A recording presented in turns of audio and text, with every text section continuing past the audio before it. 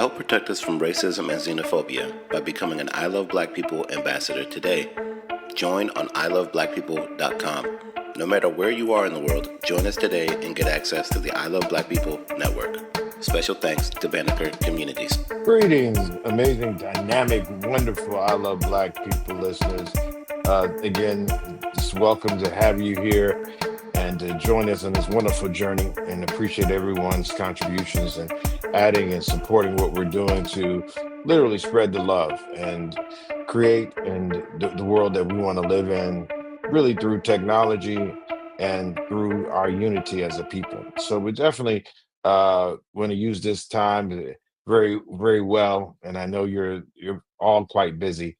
And this is the part of a series we call Black and Blockchain, and this is part two. And I was starting off with our basically like an origin story of our startup and the Black Blockchain Summit that came from that, and was starting it in the context of how dealing with technology as opposed to my some of my professional origin story in politics, where again it's hard to trust politics, and then in technology, which is again where I got my engineering degree at Tuskegee and Howard. I was able to find a place where it was, I won't say technology is safe, but I will say this. Growing up, and other Gen Xers would know this and understand. When you were in these newly desegregated communities and dealing with teachers that you might have been one of their first Black students ever in their history of their life, or person that they came in contact, there was still so much white supremacist ideology that we had to deal with as young people. And a lot of that would impact our self-esteem and how we viewed ourselves. And technology, math, and science was an area where uh, growing up as a kid, I felt more secure. It didn't matter what you thought about me. 3 times 5 is 15. Like that, it didn't matter what you thought of me. That's just the right answer. And so it definitely, as it relates to being in technology and developing understanding or appreciation for the startup culture and being uh with I Love Black People and what we've done, a lot of it comes from a beginning story where literally science and math were areas of activity that I saw it being more objective as a young person. I may not have, of course, in the front of my mind, but just the confidence and security to be able to perform well in the classroom in these areas without the biases that white supremacist ideology. And we call it an ideology because it's not a person. Even with a Black teacher, you can have a white supremacist ideology as an operating system.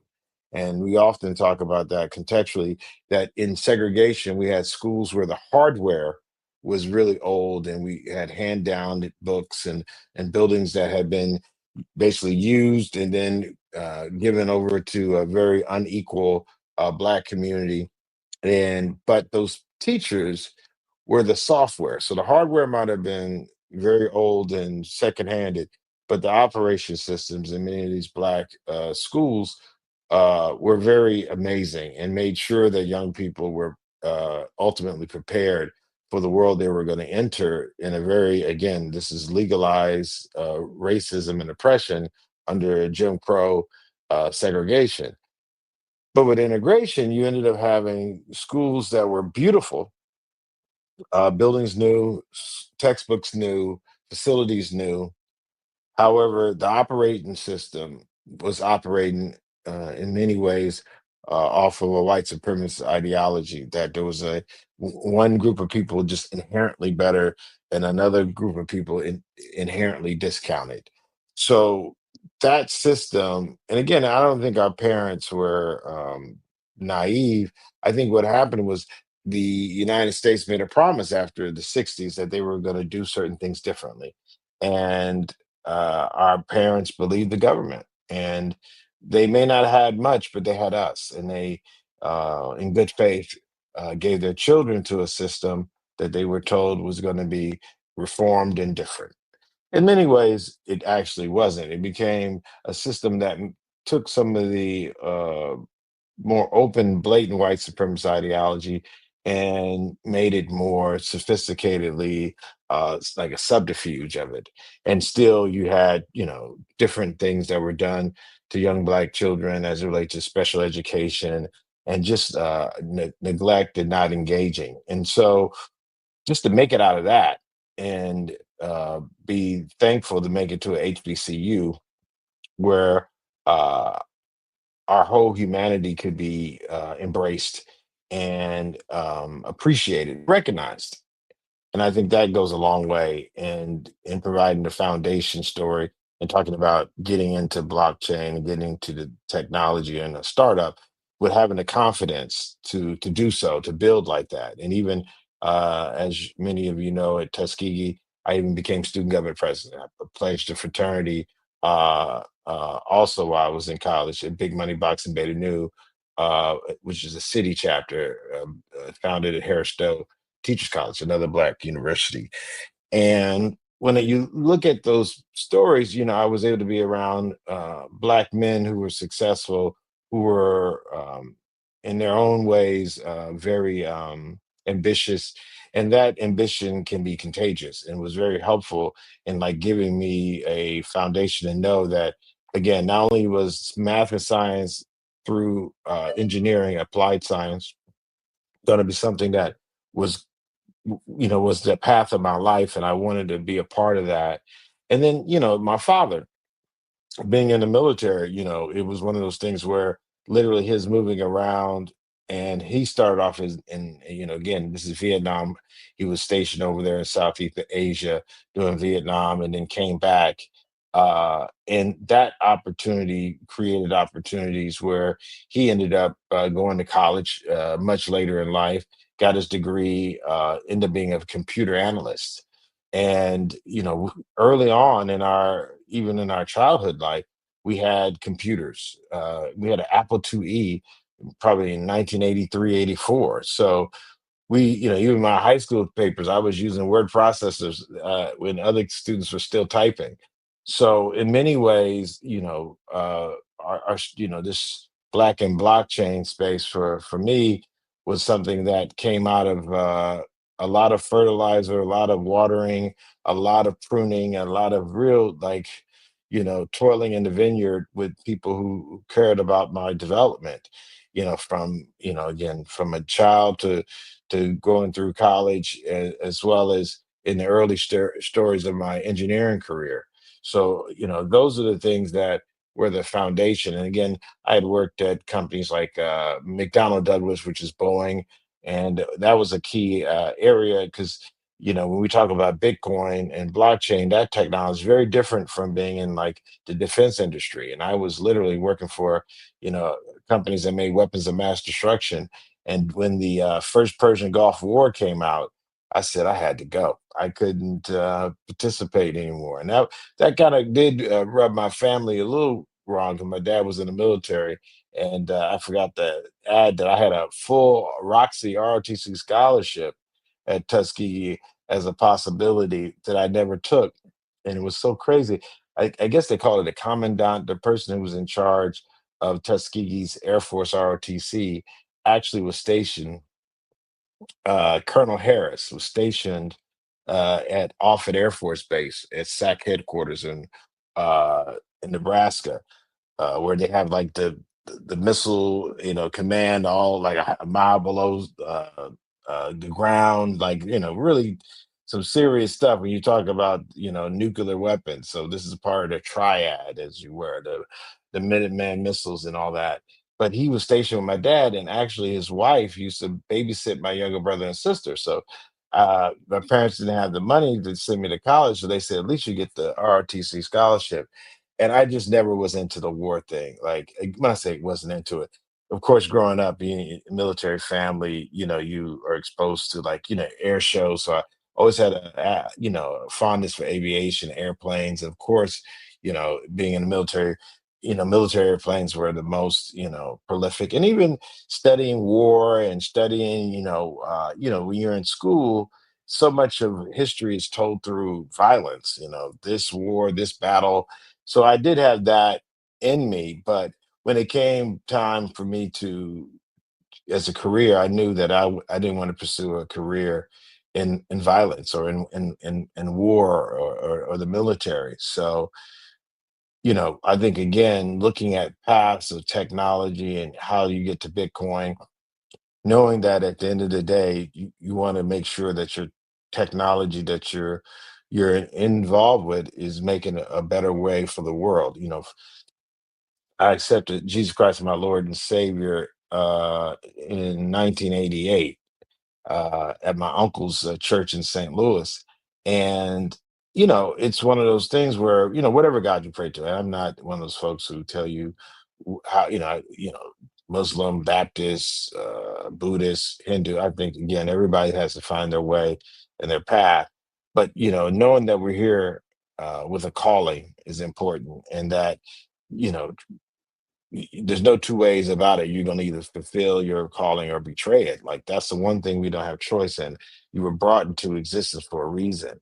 And I just knew my reason wasn't to go around bombing people and doing those things. That was, again, nothing against my father, my grandfather. Like, I come from a family, that's been in the United States, easily for hundreds of years. And it's been a resilient, resistant struggle, and included quite a bit of violence and military service. With that being said, looking at ways of using these tools to do something to make the world a better place and not more violent. So even, my engineering jobs, I worked for Pillsbury in St. Louis. I worked for Honeywell with them space shuttle in Florida, as well as working for a company that designed incubators for the babies called Omida. That was an international company based out of Maryland. And my last W-2 job was um, my last full-time W-2 job was the U.S. Patent and Trademark Office. So, I had a gambit of engineering experience and appreciated just being in more or less part of it was the creative space. I love that the most, like solving problems and creatively coming up with solutions. That was always a part of it that made it, interesting for me at least. So, after, all the things that happened in my political career, and I'm sure I can have a great opportunity to share some of the stories really from Tuskegee getting kicked out of school to the Million Man March to ANC Commissioner Grahamzilla, the Black Business Killer to Adrian Fenty and the Mayor of Washington D.C. A great political run. Like, that space was. We dealt with gentrification. We dealt with literally bringing back a city as a lost population, a lot of opportunity. And that being said, um, all these things created the environment where I saw uh, being in something like Bitcoin in Zimbabwe as a way to make a difference. And with all the issues of, international travel, international business, our thought was that we could actually build something using Bitcoin technology to solve an issue of being able to move value, move money from the United States to Zimbabwe, and that was our key corridor that we focused on.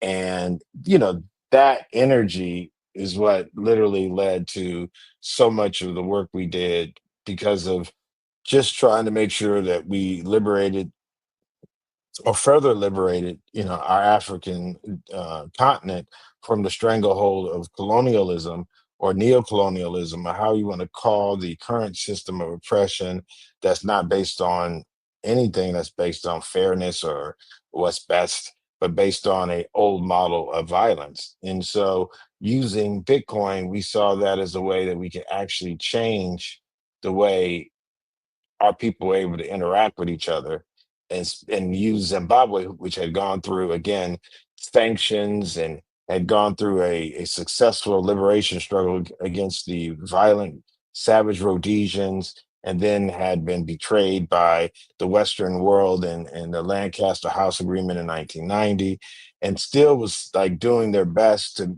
make a way out of no way. Like the work they had done was just amazing. ZANU PF was their ruling party, and just Robert Mugabe, the president, probably one of the best presidents anywhere in the world in the 21st century. Like literally, his transformational work is still not studied like it should.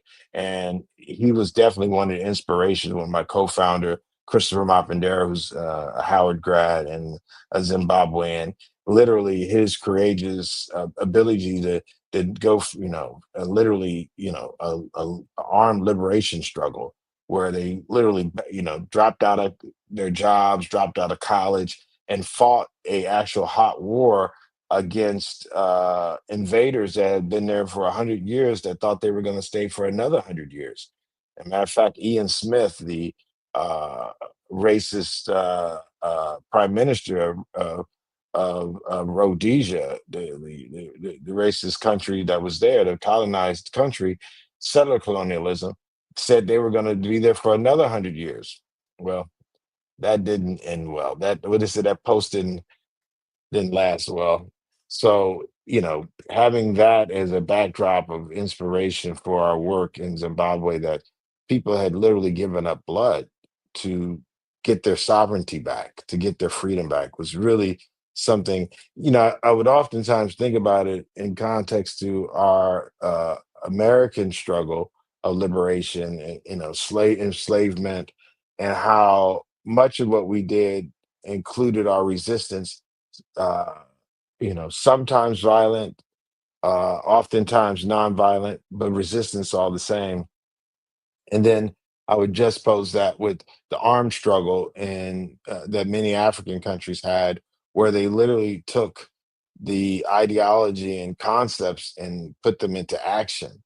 And when I talk to people about the inspiration for our startup, uh, when I would go to different places, tech hubs, tech centers throughout the world. I mean, I'd go to, like, say, Japan, and they would have these tech hubs doing great innovation. And on the walls, they would have pictures of, famous, people from Toyota or Honda or Mitsubishi, and they would have all their, famous people, doing their thing. Or if I go to Europe, they would have in England, they would have their famous folks who had done so many things in technology, or Germany, even the United States, they would have these famous. But when I went to different African tech hubs, they would have images too often of Europeans. I'm like, wait a minute. I'm in a tech hub in Africa where we're trying to get inspiration for innovation and all these wonderful tech things. And then we're seeking inspirations from those who colonized, raped, killed, and stole from us. No, that's inconsistent. That doesn't seem like that'd be very inspirational. Assimilation, meaning trying to be like someone else, oftentimes leads to contempt for yourself. I mean, that's what I was taught. So, in many ways, when people would talk to us about our origin story and startup and our inspiration, I didn't bring up Mark Zuckerberg or Bill Gates or Thomas Edison. It was one of those things where we literally said we got our inspiration from the incredible people that came before us that fought for their liberation. So again, those like Samora Machel or Patrice Lumumba, uh, Kwame Nkrumah. So contextually, we said that these folks, these brothers, had in many ways analogous to startups, very big, grandiose ideas. They were going against huge odds, against very powerful adversaries. Their family members probably thought they were crazy for these ideas. They dropped out of their jobs, dropped out of school, and they put their plan into action. Their startup was liberation. That was the liberation struggle, and they had meetings, they organized, they got resources, they got finance, they got support was it from China, was it from Tanzania, different places, Zambia, all these things to us remind us of startups, and the consequences though for their startups were very different than the consequences for the startups for Uber or Facebook. They had meetings that oftentimes their members didn't come back to the next meeting because they were killed.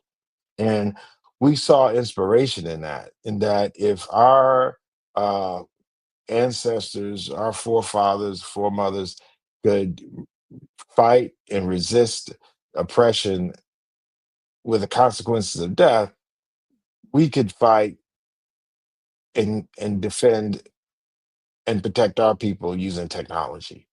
And that was important for us as a North Star, as why and the purpose of our work and how we dedicate ourselves to this work. It comes from the blood, sweat, and tears of some very courageous people that never received any trophies or awards.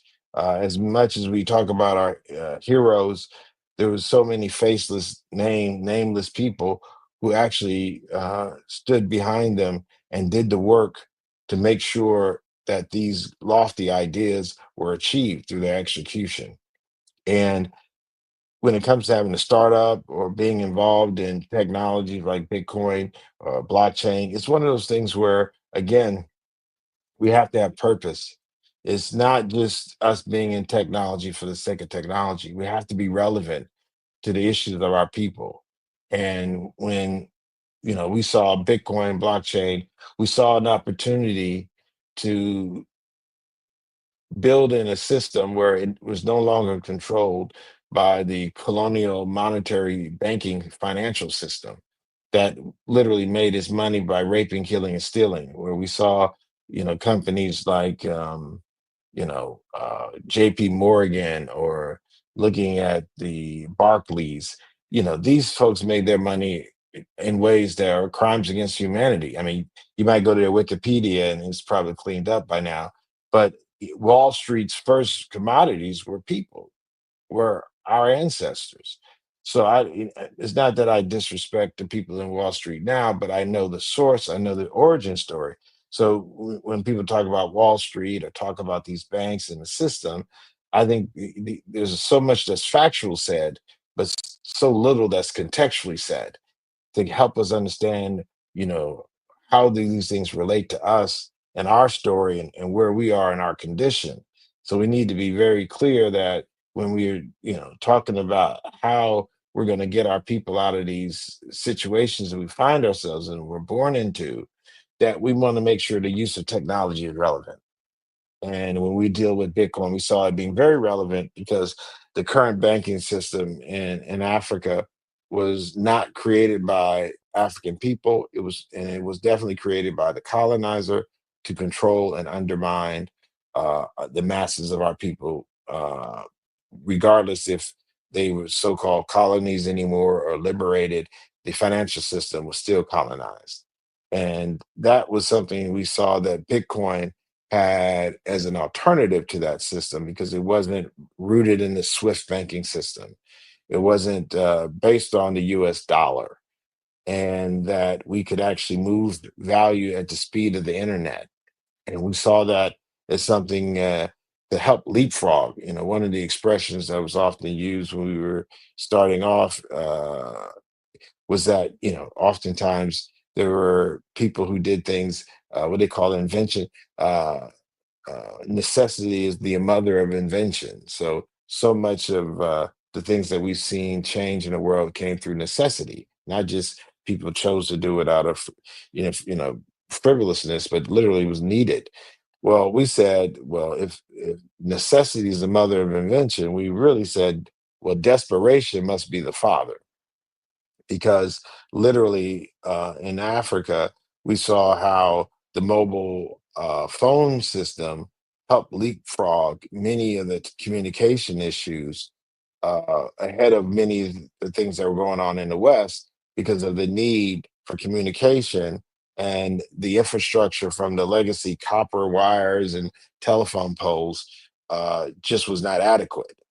And in many ways it was on purpose. Like, there was telephone poles for people to export raw resources, but not for our people to communicate within Africa.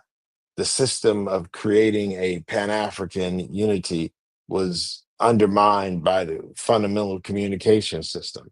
So we weren't connected, meaning that many countries were better connected to Europe than they were to each other in Africa. So when, especially in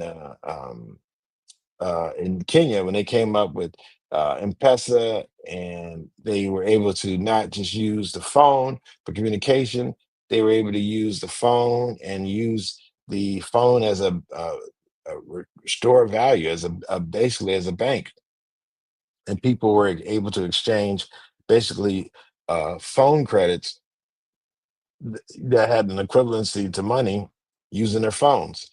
And that system was definitely more advanced than the system in the United States. Now, some people say that's because the United States was already developed, so they didn't need to use systems like M-Pesa to substitute for banks. But what I try to be very clear, that's not true. The real issue is that the bank system will never let the telcos control your money. That they would not relinquish that control, so they would do anything politically to stop the advancement technologically of our society. And that inspiration continued to give us what we needed to, you know, plan our way through, uh, to come up with something that actually did change the world. Well, I definitely want to make sure we give more time, and this is part two. I'm gonna have a part three, so y'all can continue this journey with us. And I just definitely appreciate all the time and effort that y'all have been to help us get to where we are right now. And I'm just so grateful and thankful. And as I always leave off, I am because we are. Thank you. Help protect us from racism and xenophobia by becoming an I Love Black People ambassador today. Join on iloveblackpeople.com. No matter where you are in the world, join us today and get access to the I Love Black People network. Special thanks to Banneker Communities.